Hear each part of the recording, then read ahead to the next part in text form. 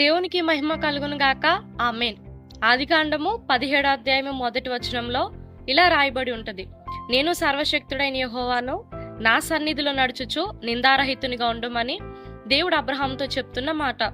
అబ్రహాముకు మాత్రమేనా అంటే కాదు అని పేతురు గారు రాసిన 2వ పత్రిక 3వ అధ్యాయము 14వ వచనములో ఇలాగ వ్రాయబడి ఉంటది, ఆయన ఎదుట మనందరము నిష్కలంకులుగాను నిందారహితులుగాను కనబడినట్లు జాగ్రత్త పడవలెను అని.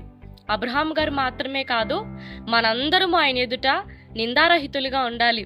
అయితే ఇలా జీవించడానికి మనకి ఏది సహాయమయ్యా అని మనం చూస్తే 119వ కీర్తనలు ఇలా ఉంటది, యవనస్తులు దేని చేత తమ నడతను శుద్ధి చేసుకుంటారు, నీ వాక్యమును బట్టి దాన్ని జాగ్రత్తగా చూచుకునుట చేతనే కదా అని. అంటే దేవుని వాక్యం మనల్ని నిష్కలంకులుగాను నిందారహితులుగాను జీవించడానికి సహాయం చేసేది. అంత మాత్రమే కాదు, శరీరాన్ని ధరించిన యేసుక్రీస్తు ప్రభువారు సహితం అపవాది శోధనను జయించడానికి వాక్యమునే అస్త్రాలుగా వాని మీద సంధించారు. వాక్యం అలవాటుగా కాకుండా అపవాదిని జయించగలిగే ఆయుధంగా మన హృదయాల్లో స్థిరపడినట్లుగా దేవాతి దేవుడు సహాయం చేయునుగాక. ఆమేన్.